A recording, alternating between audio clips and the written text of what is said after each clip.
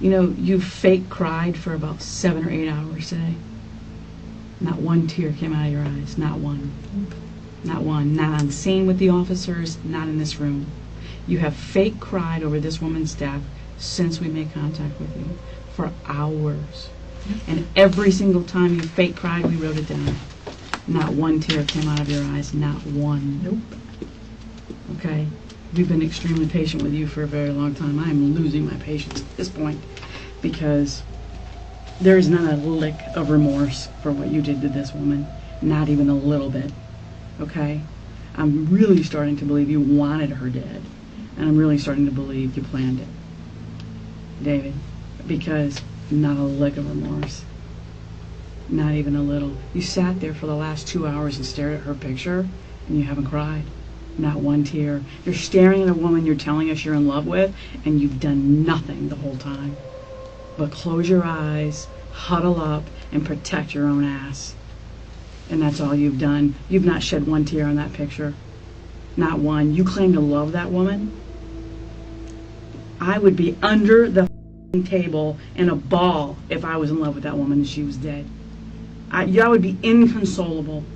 I know you think your theatrics and your maybe some drama that you've had in your past was good. It was terrible. The officers on scene didn't believe you, and neither do we. You f***ed up. That's the end of it. You screwed up. You made a mistake, whatever it is. I'm starting to believe it wasn't a mistake. I'm starting to believe that David wanted this chick dead.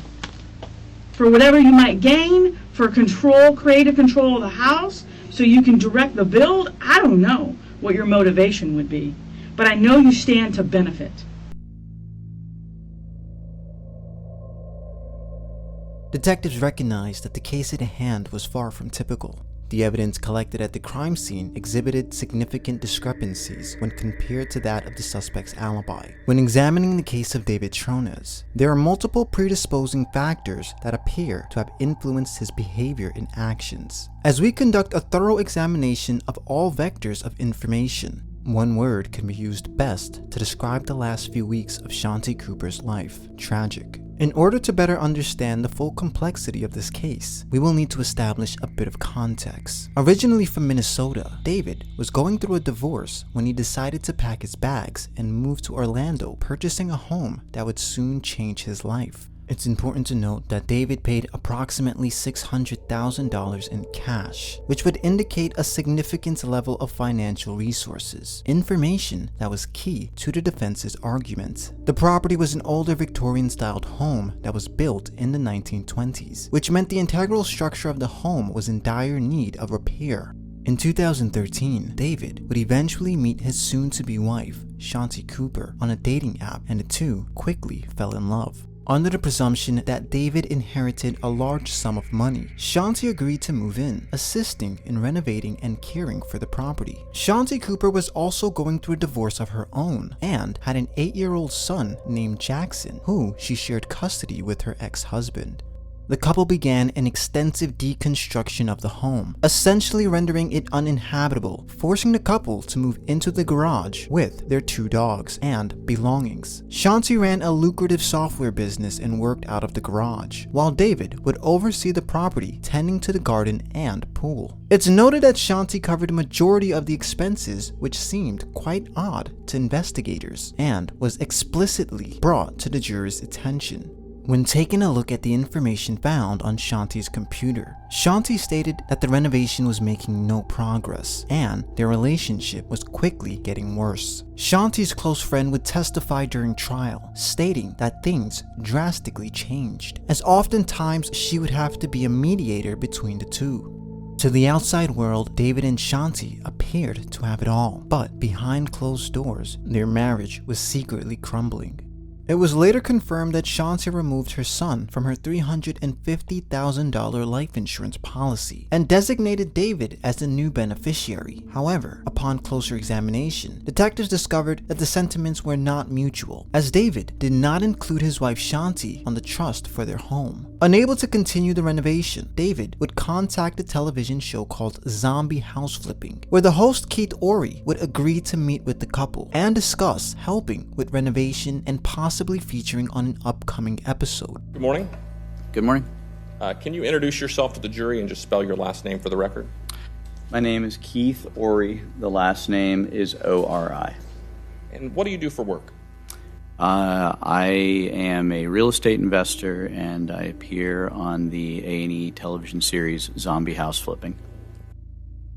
So I received a call from Mr. Tronnes about 6 months after the first time, and I went by the house. I wasn't necessarily expecting very much, but when I walked inside, it was something I hadn't seen before. I don't think very many people get to see.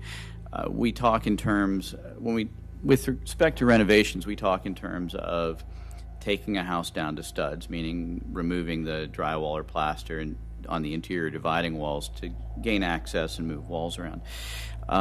In Mr. Tronnes' house, the studs had been removed. There were no interior dividing walls at all. In my recollection, there was a partial floor between the first and second floor. There was a little bit of framing, I think, that you could maybe stand on, but you had to use a ladder to get to it, if I remember correctly.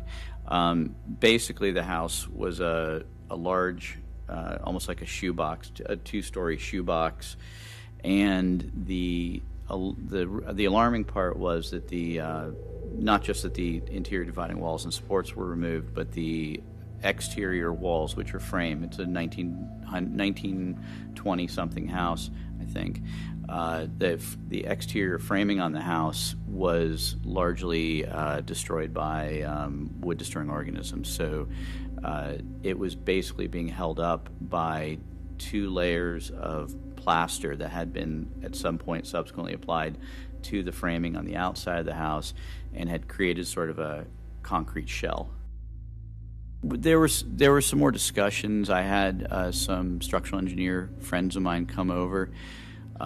We walked in the house. They looked around and asked if we could talk outside because they didn't feel safe in the house. So is it fair to say there was actually a concern that the house was not even safe enough to do work on initially? That was expressed, that the house was in a state where it could potentially collapse at any given moment. Now, as it turns out, the house is still standing, and the stucco on the outside of the house is apparently quite rigid. But the structural engineers I employed at the time had some serious concerns. Confined within a garage, Shanti also required to wear a CPAP machine, which friends claimed she was non-compliant. Additionally, Shanti had scheduled an emergency appointment with her dentist, suggesting that Shanti was in pain during this time period, complicating matters further. According to a worker at Club Orlando Athletic Ventures Spa, a worker claimed they witnessed David engaging in an affair with another man on multiple occasions. Further investigations revealed receipts from the business, indicating that David had visited the establishment at least 78 times during their relationship. It remains unclear whether or not Shanti was aware of this information. On April 24th, 2018, at approximately 3:50 p.m., David would make a harrowing 911 call, claiming that he found his wife Shanti in their bathtub unresponsive.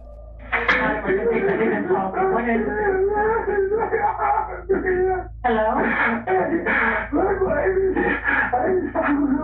She's not breathing. I'm trying to do CPR. I can't. Okay, listen to me. Can you tell me what your address is? I don't know. 218. 218 East Copeland? Okay. And who is it? Copeland, this is David Tronnes. Your name is Dan? David. Okay, your name is David? Okay, who is it that's not breathing? My wife. I'm fucking. Your wife is not breathing? Okay. Sir, I need you to take a deep breath. Take a deep breath. Listen to me. I'm going to get the paramedics so we can try and get her some help, okay? Don't hang up.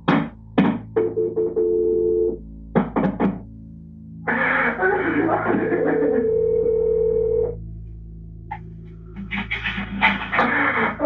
Fire Department. Okay, with the medical, we're also going. Orlando Fire Department. Okay, with the medical, we're also going. Okay, this is the Orlando Fire Department. What's the address of the emergency? It's 218 East Copeland Drive. 218 East Copeland Drive. What's the telephone number you're calling me from? This is 407-704. It's the house line. Tell me exactly what happened. It came over. I'm trying. Okay, what happened? It's not in the shower. And she passed away? Listen. Okay, what's your name?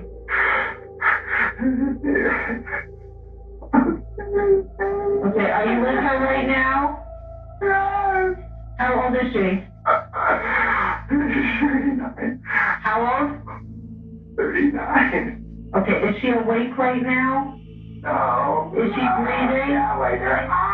I can't wake her up. Okay, listen. Is she breathing? No, I tried to do CPR. I can't get her to breathe. Okay, can you get her out of the shower? I can't. I pulled her out. Okay, is she laying flat on her back? Yes. Okay, and you don't know what happened or when anything happened? Oh. Okay. Is there a defibrillator available?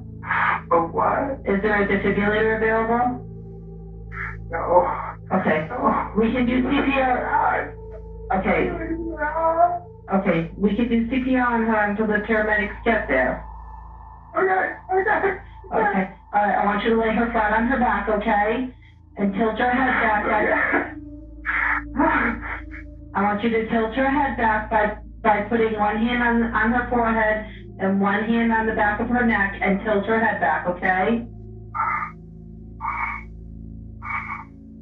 Okay.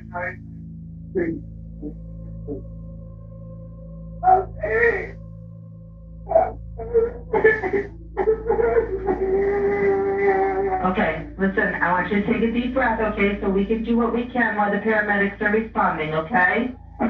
Okay.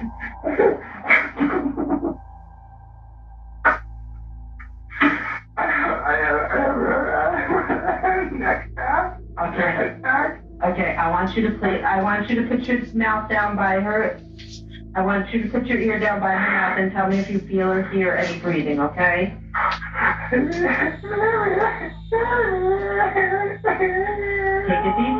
Take a deep breath. I have help responding to your emergency, okay? She has blood. She is not breathing. She is not breathing? Okay. Okay, I want you to put the heel of your hand on the center of the chest. Okay, right between the nipples, okay? Put your other hand on top for that. Yeah. Okay. Yeah. I want you to pump her chest hard and fast, at least twice per second, to make her see.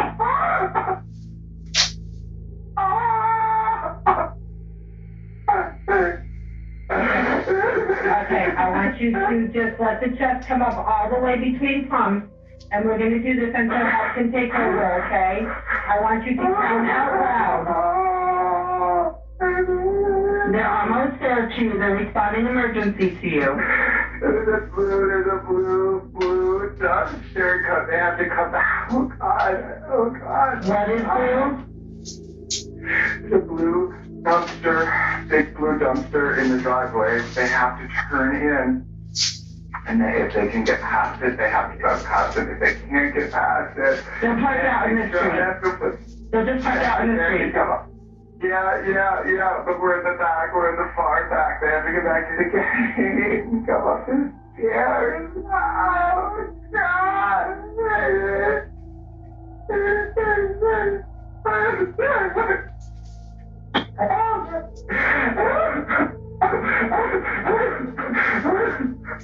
There's water. Are there any animals or anything in the house? They're downstairs. They're in their kennel. Okay. They need to come up the stairs. I did tell them they need to come up the stairs, okay? I want you, when you hear them coming in, when you hear them come in, I want you to call them, okay?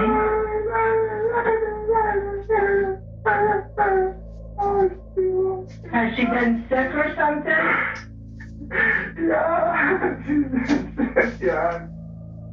Oh God, what happened to me? Baby.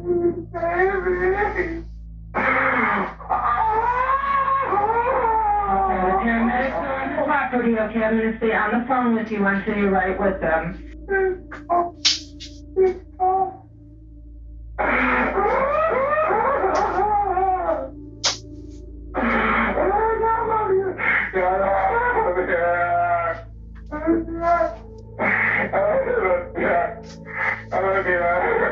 Are they there with you?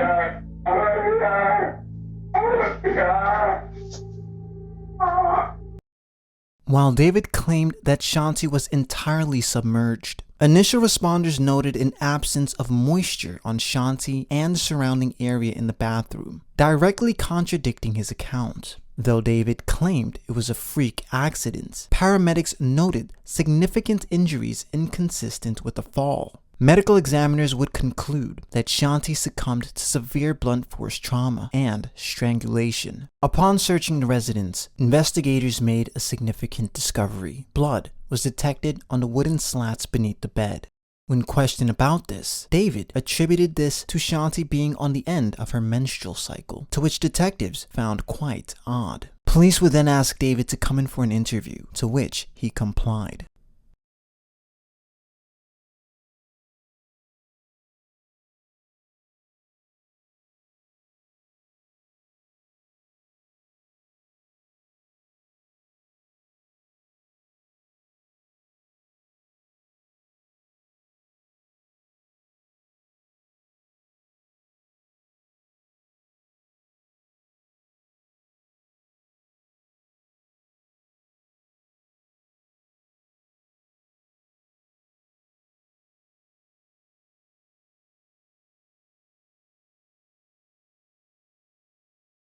The interrogation begins with Detective Sprague and McCullen entering the room with a calm and non-confrontational approach. Their current goal is to build rapport, all while encouraging an open dialogue, which they execute flawlessly. Detectives will often ask an open-ended question, a technique that allows David to provide his version of events without feeling pressured. Detectives also acknowledges David's cooperation, as David has been sitting in the interrogation room for several hours now, a mere fraction of the time spent in total.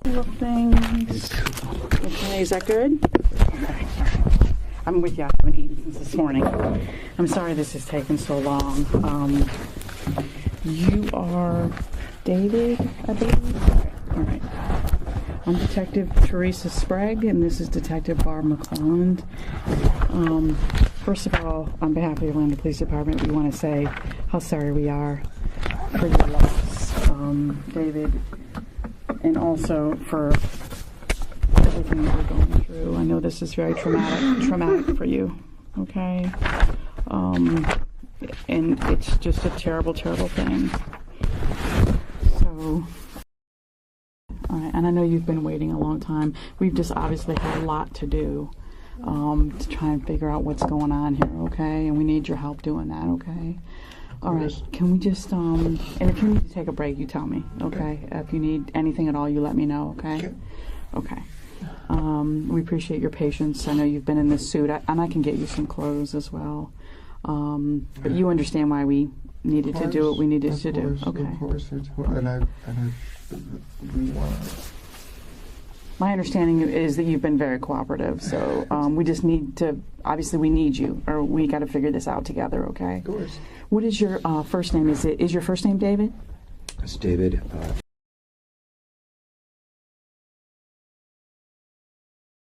While David attempts to maintain his innocence, the inconsistencies in his story and his calm demeanor under pressure suggests possible deception. This tactic employed by detectives are designed to reveal inconsistencies and apply psychological pressure. We also notice David's intonation never changes throughout the interrogation, even when being confronted. An anomaly that is quite unusual with an innocent subject. Detectives decide to leave the room and approach with a more aggressive styled manner. She didn't stick her foot in the shower and slept. That didn't happen. If she did, she would have fell backwards. And you didn't find her at 3 o'clock. That didn't happen. I don't know that. You don't know that?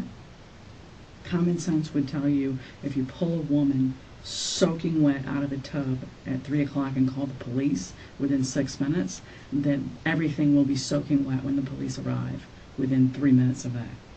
Yeah. That's common sense. So how did everything dry up? That's our question. 'Cause it She happened wasn't on- pulled out at 3 o'clock. It didn't happen.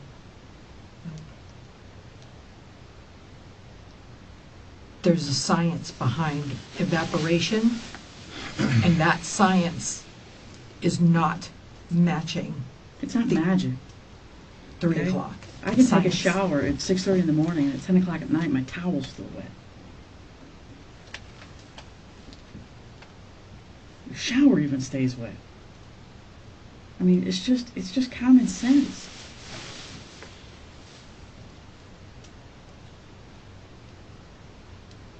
The water was definitely filled up to where you said, but not at 3 o'clock. That's the sliver of truth. There's blood in the water. There's another sliver of truth. Mm-hmm.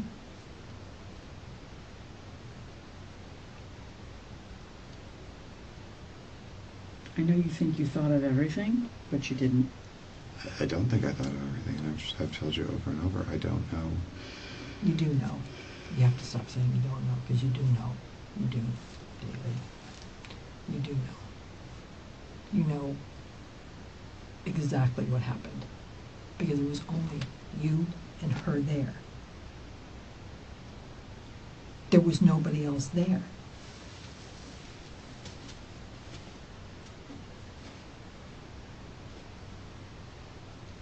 Nobody. I don't know what happened when I wasn't there. No, There I'm sure. had to have been close to well over an hour in the morning that I wasn't there, and well over 2 hours in the afternoon that I Right, wasn't that's there. very possible that you left the residence. However, when you were there, whatever happened to her happened when you were there. It didn't happen when you were gone. It happened when you were there. And I wouldn't expect you to know what happened when you were gone.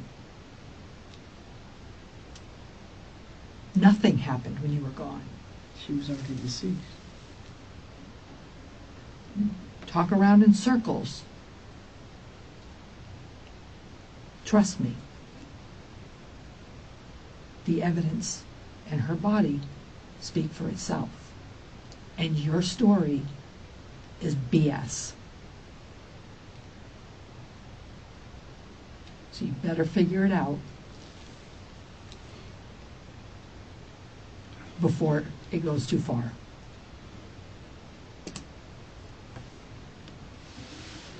Because I'm telling you right now, nobody is going to believe that. Nobody. If you maintain that, you're going to look like a fool.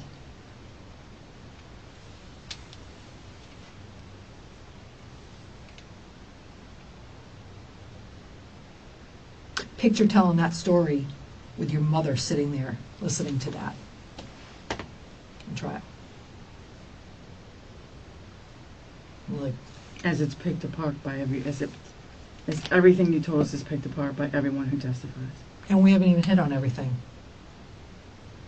We're holding some of it back, waiting to hear the truth. And we haven't even got the medical examiner's findings from the strangulation and all the things that go along with that. It's science. It's not guessing. It's medical science.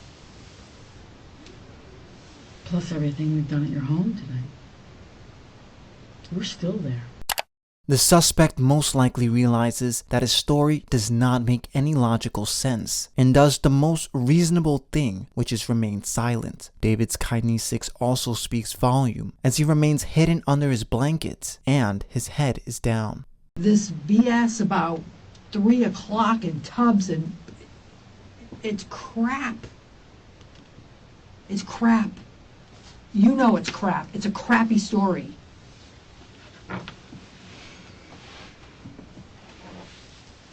Yeah, you don't know what happened when you were gone. I get it. But you know what happened when you were there, and that's what counts. You know, you fake cried for about 7 or 8 hours today. Not one tear came out of your eyes. Not one. Not one. Not on scene with the officers, not in this room. You have fake cried over this woman's death since we made contact with you for hours. And every single time you fake cried, we wrote it down. Not one tear came out of your eyes. Not one. Nope. Okay?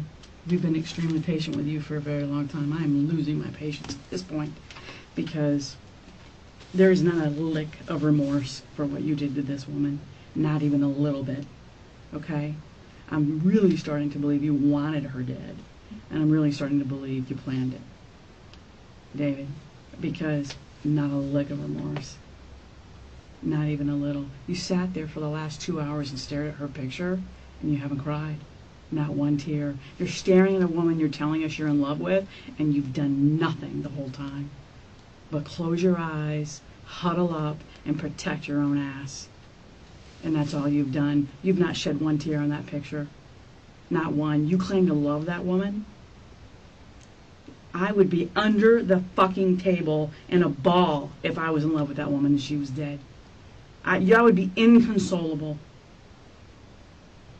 I wouldn't even be able to utter the words or talk to detectives for 6 or 7 hours like you have. Okay? You've not shed one tear in that picture. And you've been staring at it since she presented it to you. 2 hours ago. Over 2 hours ago. You are not remorseful for what happened to her. You could give 2 shits about what happened to Shanti tonight. Okay? I told you she was murdered. Murdered. Someone took her life from her. And there's nothing. You can't even fake it. That's how much you could give a shit. You can't even fake it. I know you think your theatrics and your maybe some drama that you've had in your past was good. It was terrible. The officers on scene didn't believe you, and neither do we.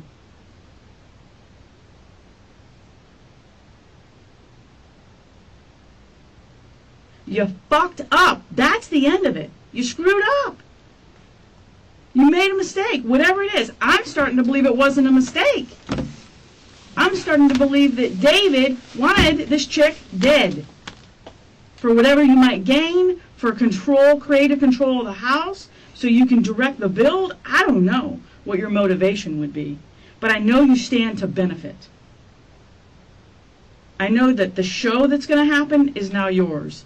That all the decisions that are made are now yours. The $250,000 you tend to inherit, you can build the house of your dreams. Maybe never work again. I know there's motivation. Is it the accurate motivation? Maybe not. Is it what I'm going to paint you as? Probably.